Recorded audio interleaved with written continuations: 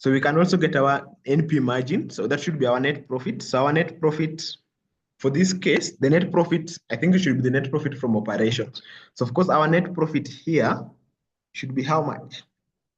Is it 1240? Yeah, 1240. Of course, we divide by our sales. Though this issue of being that this company, this is a group, I think it's maybe making it maybe a little bit complicated. But I think also for that case, our net profit should also include the profit share from our associate. Yeah. So of course that would be that. Of course divided by our total profit.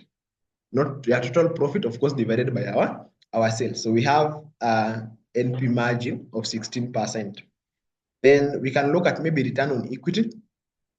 So basically, maybe just an overview, return on assets, return on equity, basically just measures our ability, or rather how much, to what extent we are in a position to convert our assets to make them, or rather the contribution of our total assets to our income. Meaning we can either be underutilizing our total assets, or of course we can be at the required level. Of course, return on assets, return on equity, that is now the how much we're using our owners' funds to generate income, so that we don't underuse our total equity or the owners' funds, yeah, by way of basically that we are getting very little income, but we have a very, maybe an equity base of like 1 billion, but your net income can't even reach 100 million. So of course, for that would not be a preferred scenario. So maybe our return on assets here.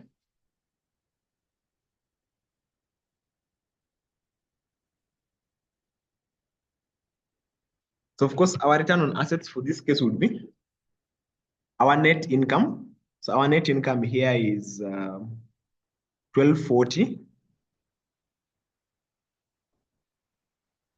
Then we divide by our total equity. So our total equity here, where is it? Our total equity for this case, Ningapi. For total equity, do we also, is it 5890? Does it also include the revolution reserve and the retained profits really? I think for this case, we only talk about the share capital, share premium, and the non-controlling interest. So you are saying our total equity should be 58, or it should be less? Should just include the 3. 5890 was our total equity. Okay, I'm guided. So our total equity for this case, mesema ni 5290. 5890, of course, giving us a total equity of 21%, return on assets as 21%. Meaning basically our assets, it should not be return on assets, but return on equity, sorry. Return on equity. But now that we've also talked about return on assets, we can also just do it quickly. So return on assets here. So our return on assets for this case is still our total income. That is that. Of course, we divide by our total assets. Our total assets for 2013 is 10 to 30. So basically, but to what extent are we utilizing our assets to generate our income? So for this case, we have like a 12% return. Yeah, meaning basically we expect, or rather we are saying that our assets are generating a 12% income, or they're generating a 12% income. Meaning if you are to increase your asset base by maybe 1 million, then of course you can say that you expect a 12% return from the assets that you basically invested in. So there could be instances where maybe you are underutilizing your assets or overutilizing your assets. Oh my goodness, sorry.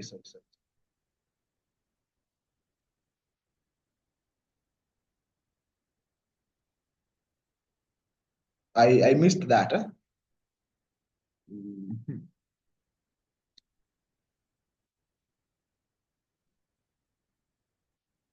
I missed a point there. Yes, sorry. It should be divided by the average total assets and average total equity.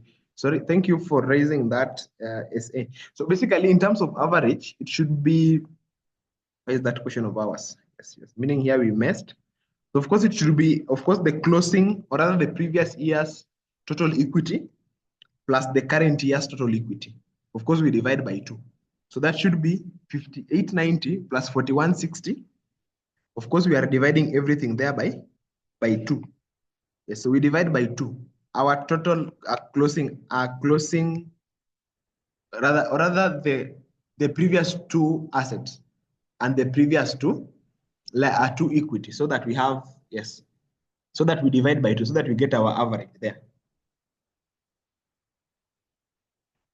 Yes, so this is 25, sorry.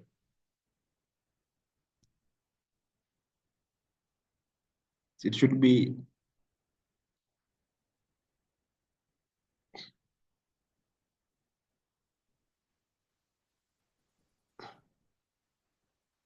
so of course, even for return on assets, it should be the average. I think, can we use the average function? I think we can still use the average function. So again, for average of that. Yes, so of course that is still, so it's still basically just the average. So for average, as the formula tells us, that of course we need to also check or take into account the previous year's operations as well in our computations. Then of course we can also look at efficiency ratios. So basically, as far as efficiency ratios is concerned, that is, maybe to call it in layman's language, how efficient we are, or rather efficient in terms of minimizing costs as to maximize our income or our profits. Cost efficiency would also involve maybe how fast we are in a position to collect our debts, maybe even our payment of our liabilities also would bring with itself some level of efficiency. Because I was told a few months ago, I think few months ago, that for us to determine, or rather for us to tell how efficient we are, then we should be in a position to collect from our debtors very quickly. But of course, at the point of payment of our liabilities, it should be a slow process, right? So basically, of course, that will also come into play as far as efficiency is concerned. So our inventory turnover ratio, we can get that.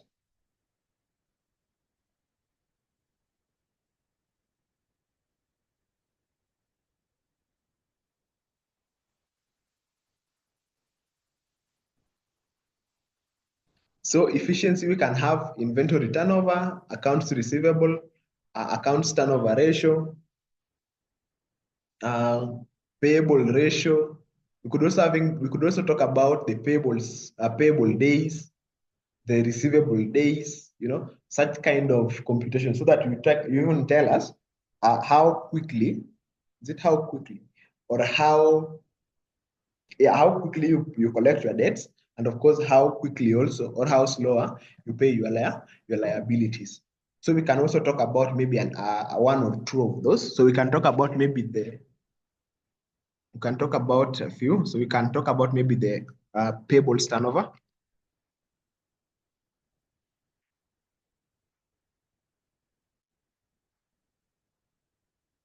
Then of course the receivables turnover.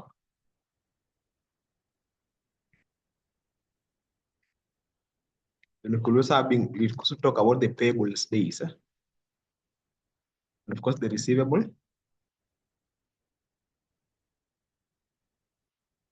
days as well.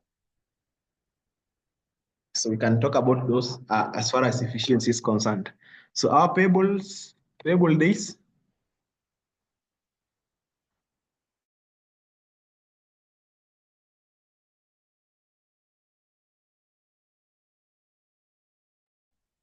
So our payable days, I think we have that formula somewhere here.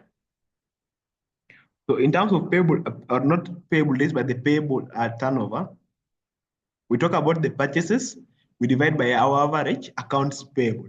So of course, our purchases for this case, let's assume all our cost of sales were purchases, because they have not, this question has not simplified it, but let's assume all our cost of sales were part of our purchases, or everything there was purchased. Then of course we divide by the average payables. So of course for average payables as well, it's simply divided by the, in bracket, average. So we are dividing by the average of our accounts payables. Our payables, where are they? Yes, the average of that. Of course, that is asking me an additional closing bracket. So of course, for this case, I'm told that my payables turnover is 3.26. I hope we are getting that. That is 3.26 as our payables turnover. Then of course, we can also talk about the receivable turnover. So our receivable turnover, let's assume also that all our sales here were on credit. So we can assume our sales were all on credit. So our receivable would be the sales, of course, divided by the average of our receivables, average of this as well. So of course, we have 4.57 as our payable turnover, and of course, the receivable turnover.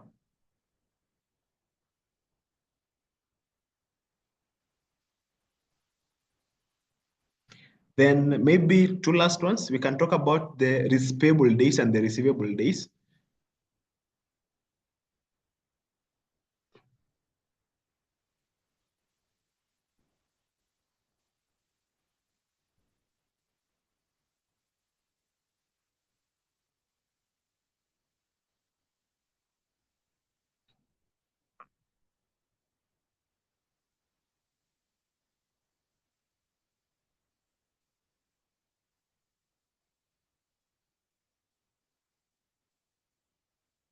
So our payable days would be equal to 1 over, I think that formula was not captured there, but it's basically 1 over our payables turnover, which is 3.26. So it is 1 over 3.26. Of course, we multiply by the number of days in a year. So maybe we can say that this year has 365 days.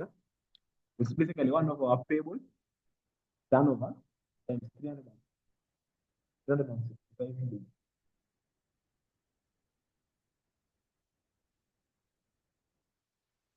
So that we have an average payable period of 111.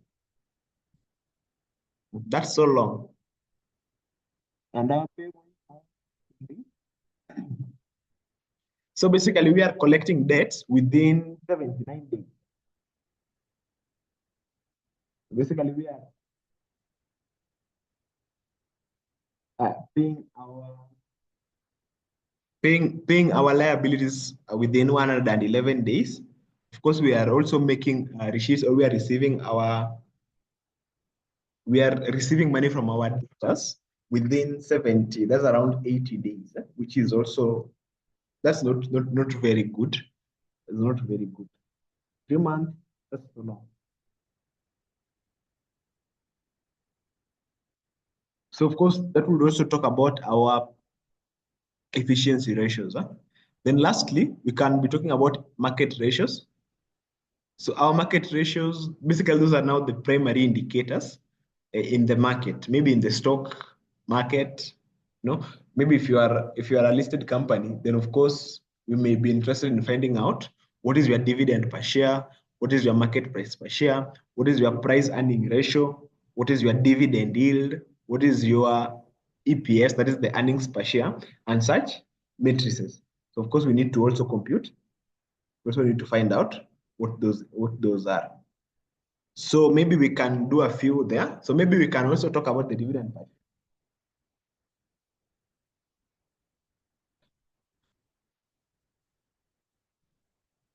Yes, so we can talk about, can we really get our dividend per share here? Let me see. So I think we can. Oh. So basically, see,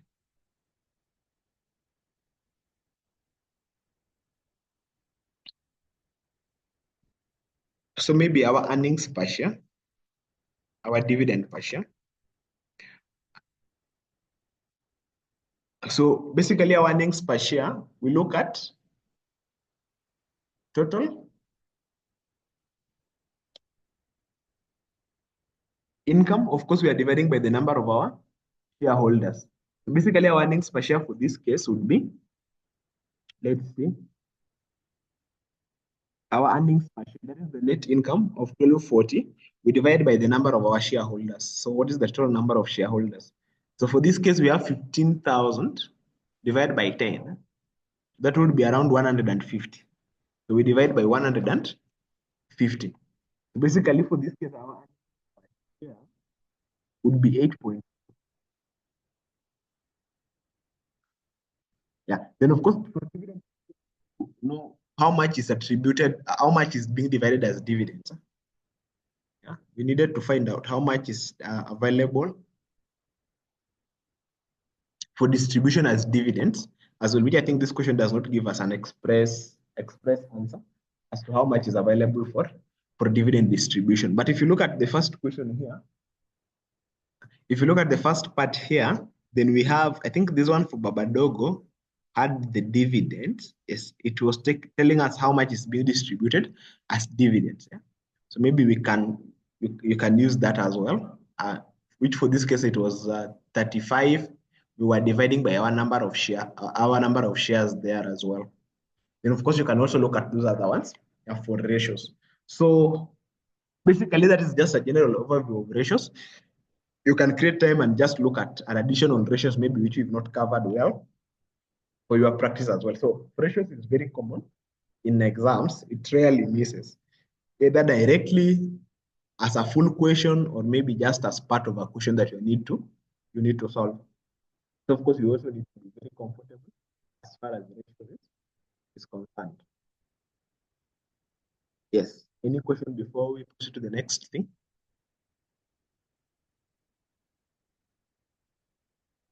Hey, no, nobody gives you formulas. But formulas are not given, but formulas you need to. See, the normal exams that you've been doing. Someone has asked us about payable and receivable days. For payable and receivable days, said it should be the reciprocal of your payable turnover. So it was 1 over our payable turnover here.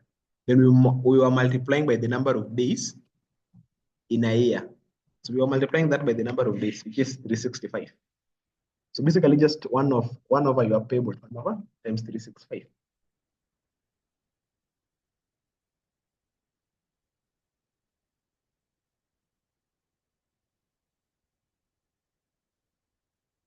Of course, the same applies to receivable days.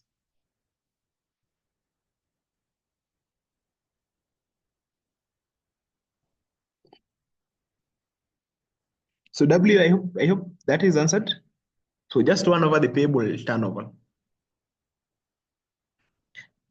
Okay, so thank you. So maybe we can proceed. So as I was saying, that basically for ratio analysis, it's very important. So you need to be at least have some on your fingertips or in your fingertips, so that at least you can answer a few ratios for your exams. So apart from ratios, we could also be having common size analysis and of course, trend analysis as a form of analyzing our financial statements. So as far as common size statements are concerned, then we have the common size income statement, common size balance sheet, and of course, even the common size cash flow as well. So I hope we know what common size is. Yes, what is common size? So basically for common size, we look at the items of our financial statement items with the income statement items being expressed as a percentage of our sales or revenue. So that is for income, common size income statement. We express all components of percentage of our net sales. So we should be expressing everything basically as a percentage of our net sales. Then of course, when we go to balance sheet, we express everything as a percentage of total assets. Yeah. Yes. So total assets, total sales.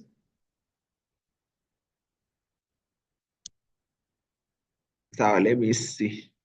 Yeah, so we express everything in our balance sheet as a percentage of total assets, in our income statement as a percentage of net sales or revenue. And of course, for cash flow, common size cash flow, we express all items as a percentage of our cash from operations. So that is the net cash flow from operations. As far as now common size for a common size for cash flows is is concerned. So basically that is common size, which again is not quite new to us. Huh? So that one we can do very quickly. And of course, maybe so that we combine both, we also have trend analysis. So basically for trend analysis, we look at the changes. Huh? Meaning if you are maybe doing a trend analysis of company X, then it has to be within, or rather, within a few years, maybe, yes, within a few years, that would be maybe year 1 and year 2 up to year 3, so that you check how has your sales been moving between those 3 years. From year 1, what were your sales? In year 2, what were your sales? Is there an increment or a decrease? Then in year 3, what were your sales? Of course, we are doing your comparison to the previous year, or of course, you could also be doing a comparison on a monthly basis. So basically, you also need to check just the either be absolute figures, that is maybe your sales is increasing by 100 million, or of course you can express your results and say that your sales is increasing by 20%. So it could either be absolute figures or of course percentages. As far as trend analysis is concerned. So we can look at question there to do. Good, so we can attempt Uongozi Limited. That is common size and trend 1.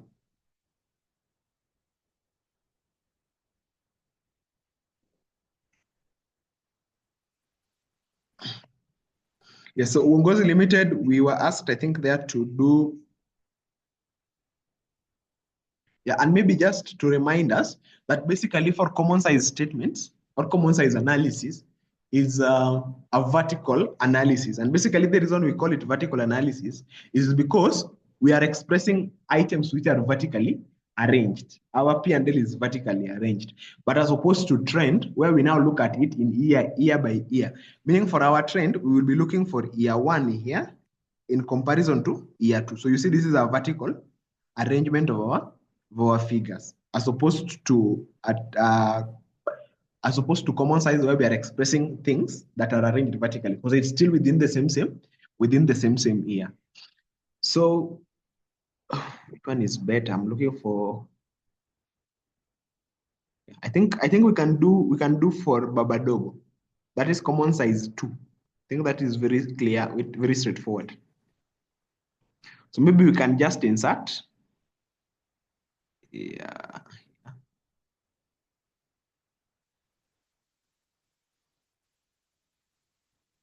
So we can just insert an additional cell here. We can insert there so that we do. So we want to do a trend analysis. Maybe we can start from our income statement of Babadogo.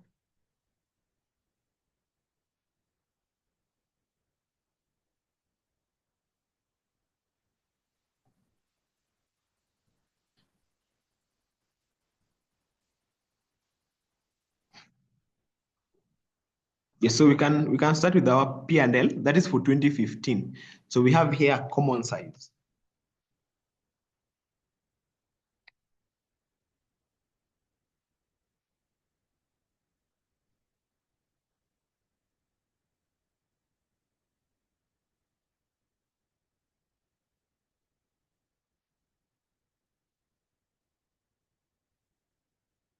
Yes, so we have common size statement here.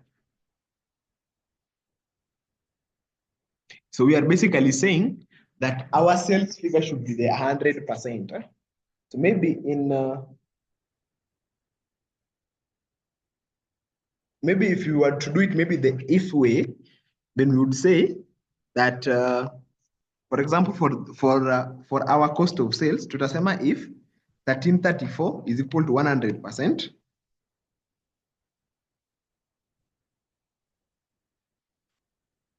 then what about 579? Yeah, so this would be equal to 579 times 100%. Of course, everything divided by 1334. Yeah, as if you remember, I think we were mostly using it in primary. So basically, we are saying that our base is going to be constant throughout. That is the division divided by. And our base basically for this case is our is our sales. Meaning, if I'm to find my cost of sales here, I'd simply say is equal to 1334 divided by 1334. But of course, being that the 1334 is a constant, it's not changing throughout our analysis. We are going to log. We are going to introduce the dollar sign so that we lock our base, and we are looking our denominator or the base. So I hope we are sure we've taken care of that. That we lock only the base.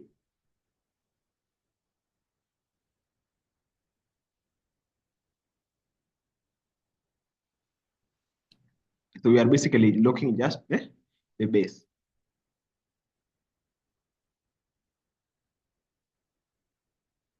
Then of course you enter.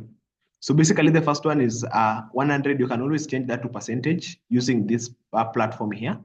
You just click on the percentage there.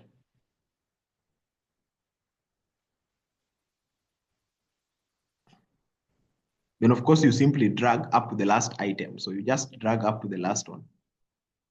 So maybe the only thing we can do is to express them into two decimal places so that at least they have figures. So basically that is a common size, the one that we've done there. So you're just expressing, if you look at maybe our last item here, it is of course 161, we've divided by 1334.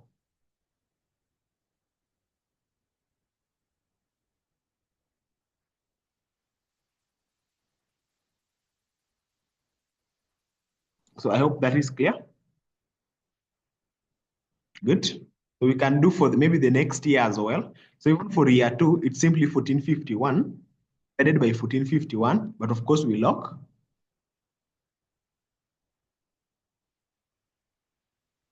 Of course, we lock 1451 there.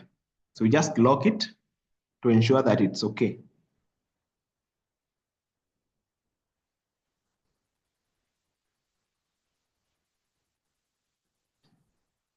And then of course we can convert that to a percentage. Then we simply drag up to the last item. Maybe we can just increase the decimal places. So basically that is how we do our common size for P and L. So I hope that is clear. Then of course we can also do a common size for our balance sheet. So basically, again, for balance sheet, we've said we are expressing everything as a percentage of our total assets. So of course, the first one will be the 27. We are dividing by our total assets, which again is a constant. So we are again locking our total assets. So again, we lock our total assets as we've locked there. Then of course, we can express this as a percentage into two decimal places. Then from there, we can just scroll downwards. So of course, everything being expressed as a percentage of our total assets, meaning our total assets here should be 100%. Of course, I hope that is clear. So basically, we are expressing everything as a percentage of our total assets.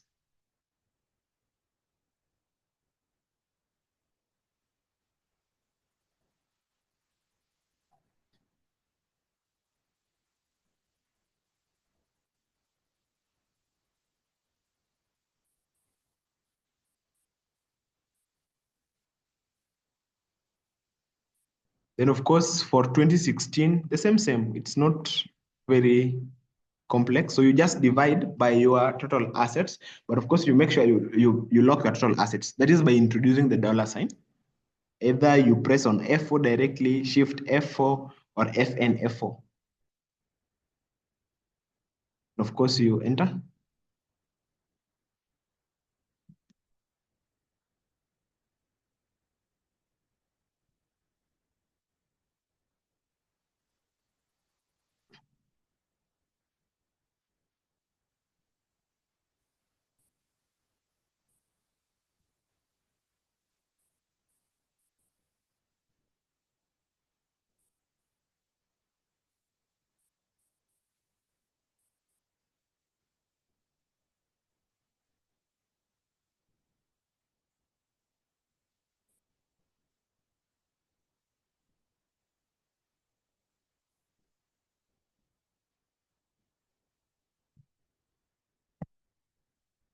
Good. So we can maybe wind up that by doing trend analysis. So I've just done for the first 2 years, 2015, 2016. So maybe we can do it now for the last 2 years. We can maybe do a trend analysis. Yes. So yeah, we can do a trend analysis for 2017 and 2018. Huh? Yes. So basically for 20, I think I've split it into two so that we can do trend analysis for those other ones. So basically, just as I've said, for trend, we are looking at just the change. It's not very, very, very complex. We're just looking at the change either as a percentage or as an absolute figure. So basically, if we were to talk about our changes in our cash and marketable securities, then of course we can see that our marketable securities has increased by 16.3 million. And of course, we just drag. Yeah. So you just check what has your cash and marketable securities changed with. That is the new figure. Of course, we deduct our old figures. Then you just drag up to the last pointer. Of course, the same would be applicable to our P&L as well. Even in our P&L, we may need to do a trend analysis. So we are basically just analyzing what is the percentage change, not even the percentage, but what's the change as far as these components of our financial statements are concerned. So that we say our sales has increased by this much, or it has reduced by this much. Yes, I hope that's clear.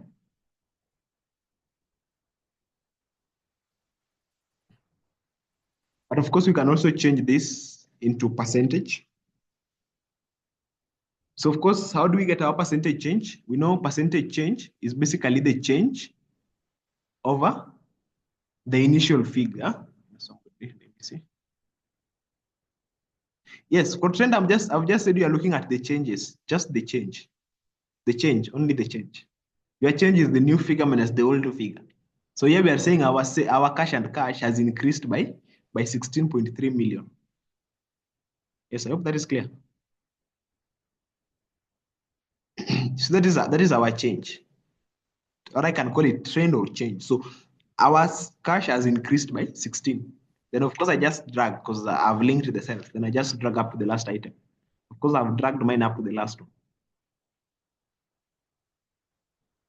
Yes, I hope that's clear. Wanji and Chebet. Iko sawa hiyo maneno? Sawa, let me assume so. Then of course we can also look at the percentage change, and we basically know how to calculate our percentage change. So basically our percentage change should be the change over the original. So of course for this case our change is 16.3 million. Of course we divide by our original figure, which is the figure for 2017. So just the change divided by the original, and of course expressed as a percentage. So you simply enter that, then of course we can convert this into percentage.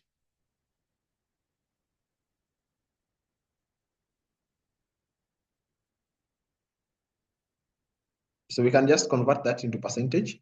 That is the change over the original expressed as a percentage.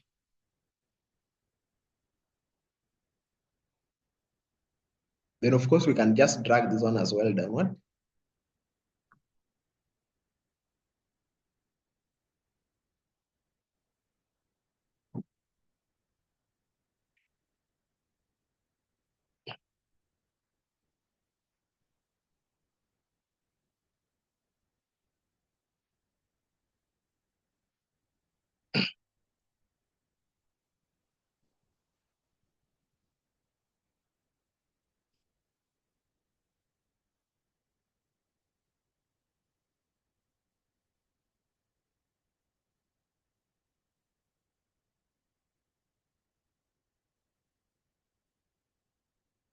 Yes, so that is as far as our trend is concerned. So trend, we're just looking at the changes. That is what our major interest is on. So the changes either as a percentage or of course as absolute figure. So you can just do one and drag the rest. You don't need to do everything.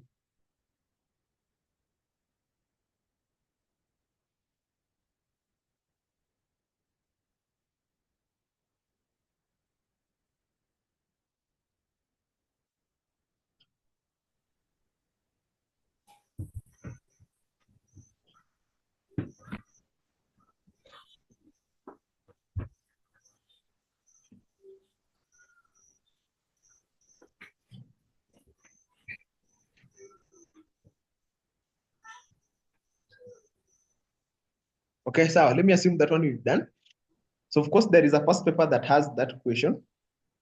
That is December 2024. It has that. It was talking about common size statement. So why would you change? Why would you change the negative? You can't change them to positive. It's simply telling us that there was a reduction. So don't change. Leave it as it is. So there is a question for yes, for December 2024. So of course for December 2024 you can try it out as well. So that is simply again just um, common size statement. It wasn't that difficult. Yeah. So of course, lastly,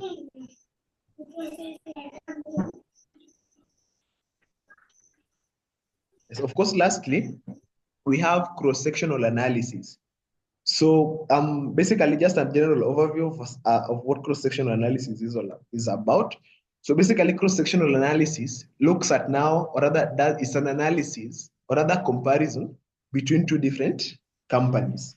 So you are comparing Safaricom and Airtel. You are comparing their performance. For this case, we have Lizla and Levy Limited. So you are basically interested in finding out how would you compare the performance or how would you analyze Lizla in relation to Levy. Someone is really giving me ticks. So you just do a comparison of two companies. Of course, cross-sectional, it has to be between different companies, but of course, they usually have to be within the same industry. So maybe if it is telecommunication, if it is maybe Super Metro and City Hopper within the same transport industry. So of course, that is what cross-sectional analysis is. So for cross-sectional analysis, I think mostly we would use ratios, because ratios you can compare maybe what is their net profit margin maybe what is the net profit margin of City Hopper, or what is the net profit margin of maybe Easy Coach in relation to the net profit margin of maybe The Guardian, or what is the net profit margin of Safaricom in relation to, of course, the net profit margin of maybe Airtel. So for cross-sectional analysis, you'd be looking at simply just doing an analysis. Like now, of course, here we have even that breakdown here. So we are basically looking at the sales growth rate. What is the gross profit margin? What is the operating profit margin? What is the interest coverage ratio? What is even the retention ratio? That is now the amounts that retention that is available, that is not distributed out as dividend. So of course, that is what we refer to as cross-sectional analysis. But of course, you have to make a decision so that you tell us the growth rate is 20, the other one is growing at 50%. From there, is there anything you can tell? Is there any story? Of course, you can derive from that kind of analysis without simply having the figures. So you need to have explanations, of course, for all of your ratios there for the different companies. Yeah, so we've talked about ratios. So you just do the ratios for the two companies and do a comparison. Yeah, in fact, for sales growth rate, now that is like a trend. So of course, you will also have to check on that as well. Any question there? As far as cross-sectional analysis is concerned?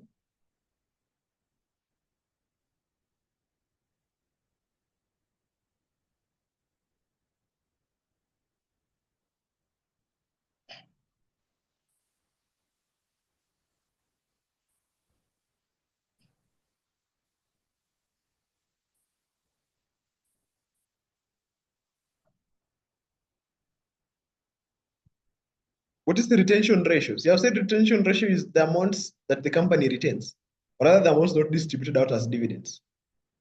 Yeah, that is the retention. I think it was just, it was a typo. I've rectified mine from my end. I've said for cross-sectional analysis, we are basically analyzing, or rather doing a comparison of two companies. And I was giving an example of Safaricom and maybe Airtel. So you may use the ratios to gauge how good Safaricom is performing, and of course use the ratios to gauge how good Airtel is performing. Then from there you can make a decision. So basically for cross-sectional, it's more about decision making, but of course you are making your decisions from a given point. Yes, that is what I said.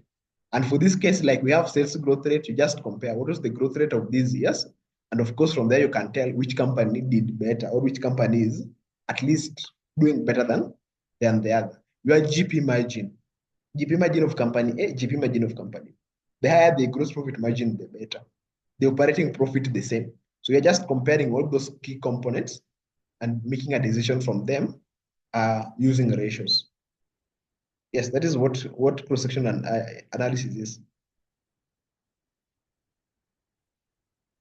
So yes, so I think you can attempt that because it's more about just ratios. So you'll just see which one is performing better in relation to the other.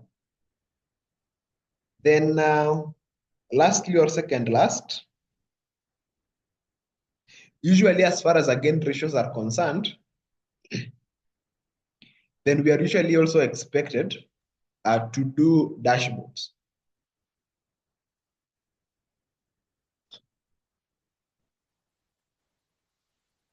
We also do dashboards for ratios. Yeah. So like for April 2024, we had like two questions which were basically just about ratios and dashboards. Yeah.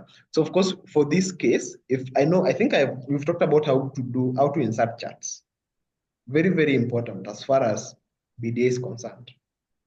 That is the graphical representation of your data. Of course, you can communicate better using charts as opposed to just words. So it may be words, of course, or rather a graph plus a brief explanation. So you may be expected to do maybe a gross profit margin of between of a company of a number of years. Then from there you insert a graph of your gross profit margin. You insert a graph of your growth rate. You insert a graph of your total assets in relation to your total equity. You may be asked to show a graph of your debt to equity. So of course, for all those computations, you may be required to do a graph. So I want to challenge us to go attempt these graphs. Yes, this was a very, very good question. The one for April 2024, where we were asked to do a dashboard for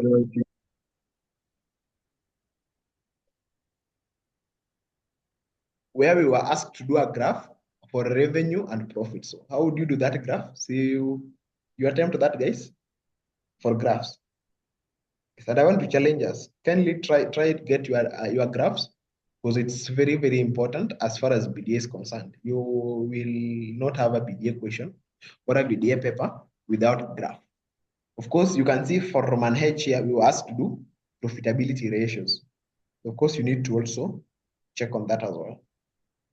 So that is our assignment, to check on the graphs for that is 2014, question number 21 and question 22. Yes, question 21, question 22. Any question there? So you attempt those graphs. Of course, question 22 was now asking us even the individual computations, as opposed to question 21 where we had the ratios already given for us. Yes. So kindly attempt the graphs as an assignment. Unless anyone of us has a question, any question or clarification or comment before we close.